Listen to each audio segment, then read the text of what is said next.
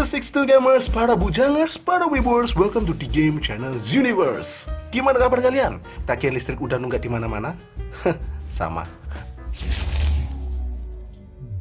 Pada kesempatan kali ini gua mau membahas salah satu trailer dari film animasi yang rilis menemani masa Natal kalian, yaitu Soul. Layaknya pasukan Home Alone yang selalu memeriahkan bulan Natal semeriah iklan Marjan di bulan Lebaran, Soul akan menjadi film yang mewarnai indahnya musim salju tahun ini. Meskipun Indonesia nggak ada salju. Jadi layaknya film-film lain, film satu ini juga turut terkena razia corona yang membuat kemacetan perilisan. Jadi ibarat di jalan, nih film itu berada di kisaran kilometer 15 sampai 20-an. Jauh banget. Gimana nggak, teaser trailernya aja udah ada sejak 1 tahun yang lalu. Dan sekarang sudah ada 3 trailer untuk film ini. Itu ibarat udah nunggu di jalan 3 hari 3 malam. Film yang disutradarai Pete Docter ini akan membawa kisah petualangan fantasi dari seorang musisi yang bernama Joe Gardner yang tanpa sengaja memasuki the realm of the soul atau dunia jiwa. Film yang satu sutradara dan satu sekolah dengan Inside Out ini akan menunjukkan terciptanya, kinerjanya, dan bagaimana caranya jiwa bisa turun ke bumi di tubuh manusia. Serta yang paling penting dari film Disney Pixar ini adalah pesan moral yang akan membuka mata hati penonton yang terkadang bikin gua mewek terseduh-seduh seperti film Up dan Coco. Jadi persiapkan diri kalian, segera habiskan sarapan pagi Anda dengan seseruput teh hangat sebagai penutup yang indah. Dan mari bersama terjun breakdown trailer Soul, and let's check this out.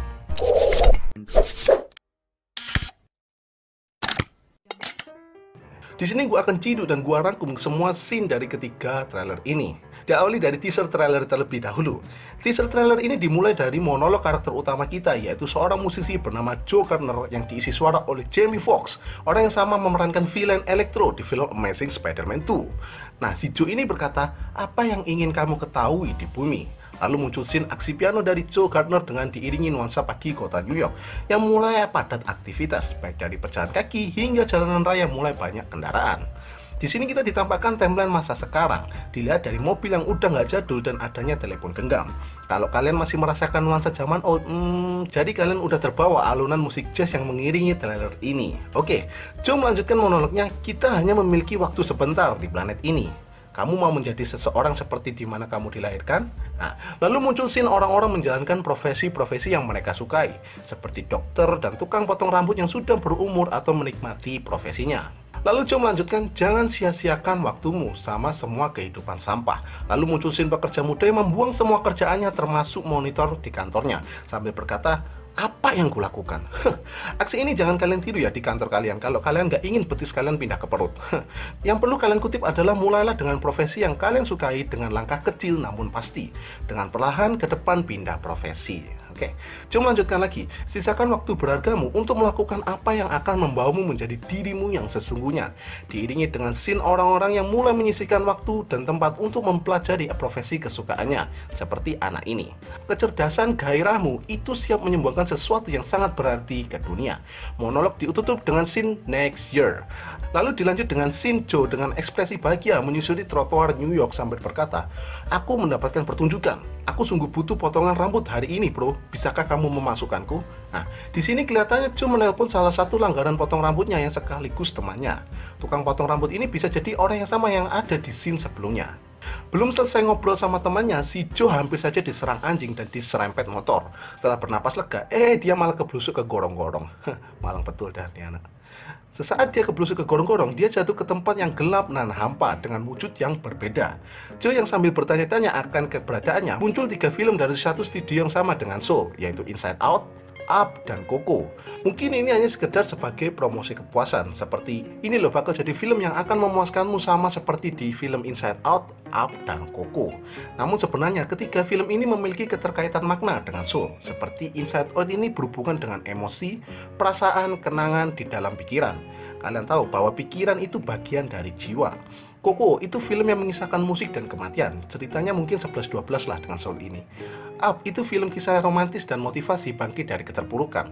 Mungkin di kisah Joe ini akan merasakan kehilangan sesuatu yang berharga dan si Joe akan bangkit berusaha meraihnya kembali. Lalu si Joe melanjutkan monolognya, "Jadi kamu ingin dikenang sebagai apa?"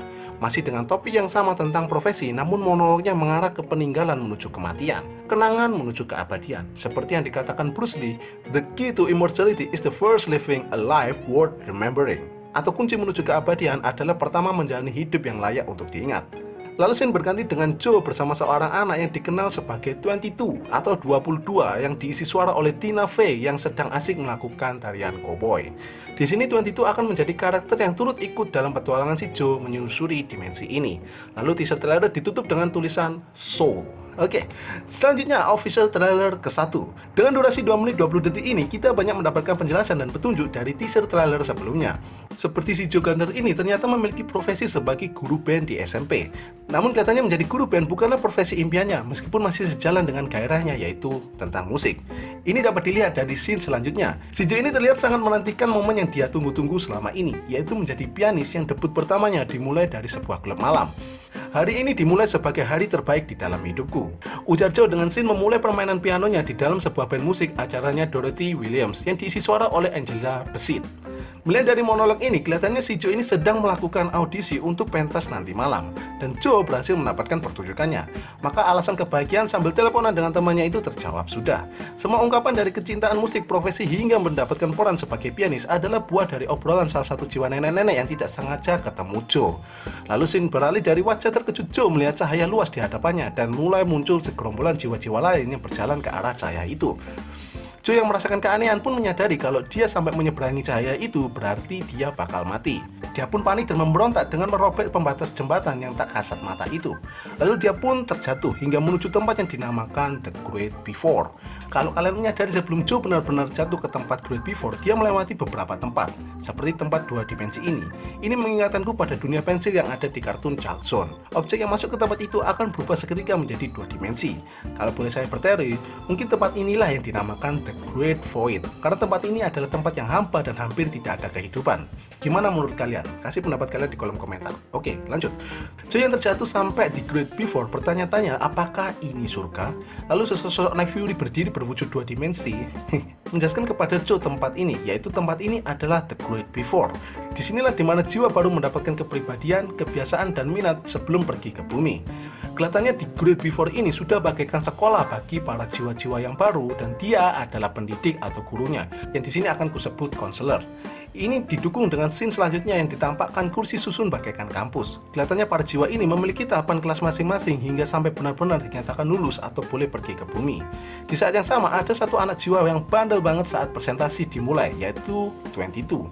Di sini kita tahu asal-usul nama 22, yaitu ternyata sebuah nomor absen melihat dari anak-anak yang berbaris di belakang. Dan di sini juga awal Joe dan 22 bertemu. Kelihatannya 22 ini sedang menghadapi ujian terakhir hingga dinyatakan boleh pergi ke bumi. Tetapi si 22 ini tidak mau meluluskan dirinya. Alasannya sih gampang. Dia terlalu pintar. Dia mengetahui semua yang ada di bumi, apapun itu. Namun dia nggak mau melakukannya atau nggak mau hidup. Lalu si Joe menanggapi, kamu akan melewatkan kebahagiaan hidup seperti makan pizza ini. Dan ternyata pizzanya ini tidak bisa dicium dan dirasakan karena Joe berbentuk jiwa dan pizza itu dibutuhkan untuk tubuh. Kelihatannya di Great Before ini menyiapkan simulasi dan properti apapun yang mirip di bumi demi pengetahuan jiwa termasuk perpustakaan ini. Maka nggak heran 22 sangat pintar. Lalu scene berpindah ke sebuah tempat yang dimana kelihatannya tempat ini adalah proyektor kenangan hidup. Di sini kita ditampakkan kisah hidup Joe sesaat tangannya dibimbing 22 menekan sebuah scanner. Di sini kita diperlihatkan kisah hidup yang suram dari profesi Joe sebelumnya, hingga diperkenalkan musik oleh ayahnya dan mulai jatuh cinta dengan musik. Lalu scene berganti dan muncul pertanyaan dari 22.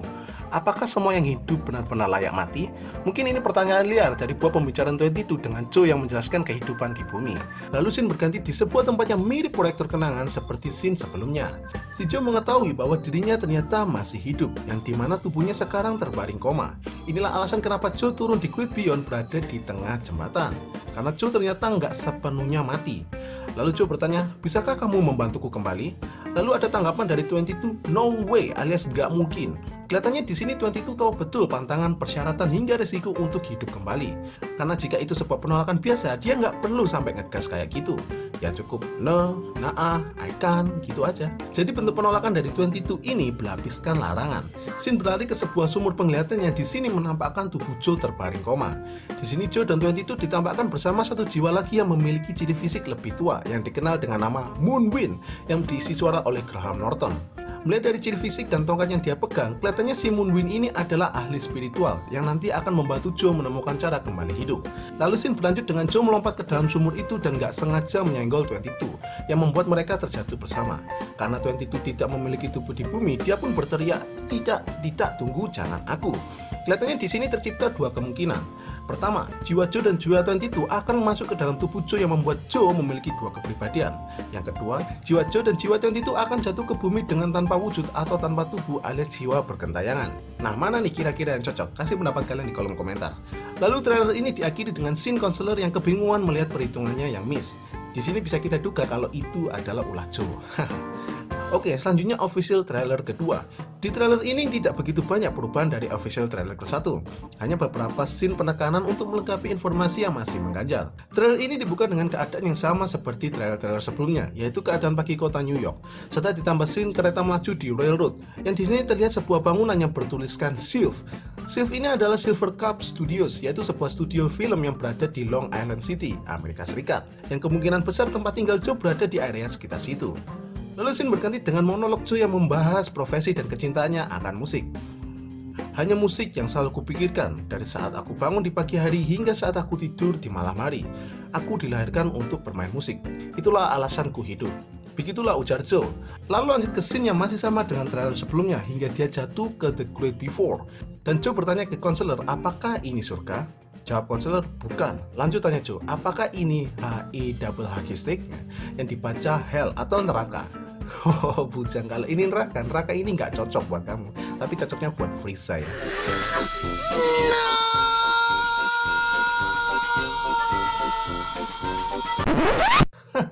Tentu saja bukan, ini The Great Before, ujar konselor sambil menjabarkan apa itu The Great Before. Lalu scene berlanjut menuju ke keasikan soul kecil yang bermain di The Great Before. Di sini ada hal menarik, saat para sekumpulan soul membentuk bola lalu menabrak bangunan, terus bangunan itu menggilas mereka dan mereka nggak mati. Uniknya mereka nggak bisa disentuh, tetapi mereka bisa menyentuh bangunan. Ini mengingatkanku sewaktu Dr. Strange mengeluarkan wujud astralnya lalu mengacak-acak ruang operasi. Kelihatannya jiwa ini adalah materi metafisik yang memiliki kuasa akan materi lain, namun dengan kodrat tidak bisa terbunuh atau mati. Makanya memiliki wujud yang samar atau tembus pandang. Jadi saat kalian tiba-tiba serasa dipukul tapi tidak ada orang atau muncul sosok bayangan putih, itu mungkin aja jiwa yang gabut yang lagi nggak ada kerjaan ya. Oke lanjut, scene beralih ke tempat proyektor kenangan yang sama seperti di trailer sebelumnya. Di sini membuat saya berpikir kalau proyektor kenangan ini nggak hanya menampilkan masa lalu, tetapi juga masa depan. Pasalnya selain kita ditunjukkan kisah hidup Joe, di sini kita juga ditampakkan sebuah patung Joe bersama mesin cuci, yang kemungkinan ini adalah batu nisan atau sebuah monumen penghormatan untuk Joe. Apapun itu, patung ini menandakan kalau proyektor ini menampilkan masa depan. Nah, untuk kalian yang bertanya kenapa Joe dibuatkan patung bersama mesin cuci, jawabannya adalah mungkin tempat itu adalah tempat nongkrong Joe atau tempat yang sering menampakkan muka Joe di hadapan publik. Sama halnya kayak kisah Hachiko Edok yang dibuatkan patung di stasiun Shibuya. Selanjutnya muncul scene yang pernah muncul seperti di trailer sebelumnya. Waktu Joe dan 22 terjun ke lubang sumur hingga scene dua konselor yang berunding sambil mengamati sebuah kotak yang mungkin ini adalah jendela langsung menampilkan keadaan bumi. Salah satu dari mereka berkata, ini tidak akan jadi bencana, itu sudah pasti. Kelihatannya di sini mereka sedang mengamati soul yang turun ke bumi yang tidak sesuai dengan protokol The Great Before, yaitu Joe dan 22. Kalau bukan mereka ya, kemungkinan kedua konselor ini mengamati konselor lain si tukang hitung yang pernah muncul di trailer sebelumnya, yang ternyata dia turun ke bumi, dan kemungkinan besar dia mencari Joe dan 22. Lalu scene berlanjut dengan kata motivasi Joe yang mengiringi, hidup itu penuh dengan kemungkinan, kamu hanya perlu tahu di mana mencarinya. Setelah itu scene berganti ke Joe yang mengendari kapal baja laut pink yang warnanya mengingatkanku dengan perahunya Willy Wonka. Di sini kita akan ditunjukkan betapa luasnya dunia jiwa. Setelah itu saya mendapati hal aneh di dalam scene ini, yaitu penampakan sebuah wujud yang mirip kayak soul tetapi dengan warna yang gelap. Apakah ini jiwa-jiwa negatif yang menguasai area lautan itu? Atau mungkin itu hanya batu karang? Nah, apa menurut kalian? Kasih pendapat kalian di kolom komentar. Oke lanjut, scene berlalu dengan cuplikan-cuplikan kehidupan Joe saat masih di bumi dan cuplikan scene makan pizza seperti di trailer sebelumnya. Dan trailer ini diakhiri dengan monolog Joe, bersiaplah, hidupmu akan segera dimulai. Dengan menampilkan Joe bergandengan tangan dengan 22. Kelihatannya di sini 22 telah berhasil menemukan alasan, tujuan atau makna untuk mau hidup di bumi. Jadi petualangan mereka selama ini tidak hanya untuk mencari bagaimana caranya Joe bisa terbangun dari komanya, melainkan secara tidak langsung petualangan ini juga bertujuan untuk mencari jawaban bagi 22. Jika kalian melihat dengan seksama di tubuh 22, kita ditampakkan sebuah lingkaran yang bergambarkan bumi, yang selama ini tidak pernah terlihat di tubuh 22. Justru yang sebelumnya malah menampakkan diagram berbentuk pentagon dan terdapat bagian yang tidak lengkap di dalam diagram tersebut. Jadi di sini Joe dan 22 akan saling membantu di dalam petualangannya nanti, hingga membuahkan hasil Joe bisa kembali ke tubuhnya untuk melanjutkan impiannya menjadi musisi, dan 22 bisa melengkapi bagian yang hilang di dalam diagramnya yang akan membuat dia lulus dan layak hidup di bumi. Wow. Oke, seperti biasa, berikut dari kemungkinan yang akan muncul di film Soul nanti. And let's find it, gentlemen.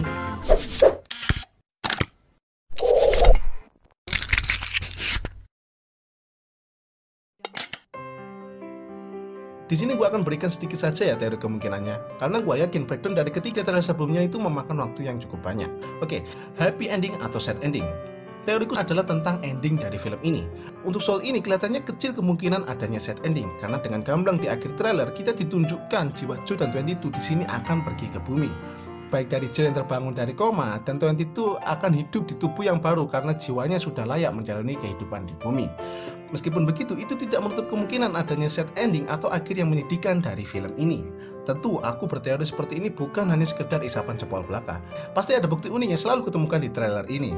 Apakah kalian masih mengingat saat aku membahas tentang ruangan proyektor kenangan hidup di breakdown trailer sebelumnya? Ya, di lain sisi proyektor itu menampilkan kisah hidup Joe selama di bumi. Ternyata ada hal yang menarik kutemukan di sini, yaitu sebuah patung Joe bersama mesin cuci yang membuatku berspekulasi kalau proyektor ini tidak hanya menampilkan masa lalu, tetapi juga masa depan. Dan patung ini bisa jadi adalah batu nisan atau monumen penghormatan untuk Joe. Dengan adanya itu, bisa jadi di sini Joe Gardner benar-benar dinyatakan mati atau jiwanya gagal kembali ke tubuhnya. Lalu untuk nasib 22 gimana? Katanya untuk 22 ini sudah paten ya, karena adanya logo bumi di dadanya. Jadi dia akan tetap turun ke bumi untuk menjalani hidup. Hingga ada suatu momen 22 akan teringat Joe dan dia akan meneruskan impian Joe sebagai musisi terkenal. Yang dimana kita ketahui kematian Joe berada sesaat dia baru memulai debutnya. Tetap sih, apapun endingnya, baik itu happy ending atau sad ending, ujung-ujungnya adalah good ending. Akan selalu ada pesan moral atau pengajaran yang kita terima, mengingat ini film tentang jiwa yang memiliki makna dalam akan kehidupan. Jadi gimana menurut kalian? Aku pengen tahu pendapat kalian. Tulis aja di kolom komentar, ayo kita bacot bersama, oke? Ya itulah guys hasil dari breakdown trailer Soul yang akan tayang pada Desember 2020 nanti.